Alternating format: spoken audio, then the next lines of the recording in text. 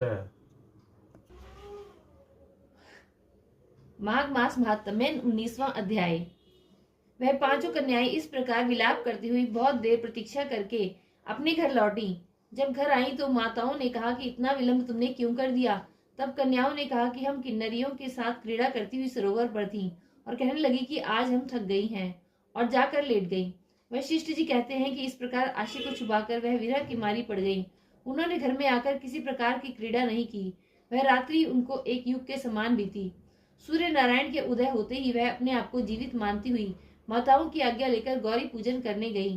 वह कन्याएं वहां पर जाने लगी। उसी समय ब्राह्मण भी स्नान करने के लिए सरोवर पर आया। उसके आने पर कन्याओं ने वाह वाह किया, जैसे कमलिनी प्रातःकाल सूर्योदय को देखकर कहती है। उसको देखकर उनके नेत्र खुल गए और उस ब्रह्मचारी के पास चली गई। आपस में एक दूसरे का हाथ पकड़कर चारों तरफ से उसको घेर लिया और कहने लगी कि मूर्ख, उस दिन तू भाग गया था लेकिन आज नहीं भाग सकता। हम लोगों ने तुमको घेर लिया है।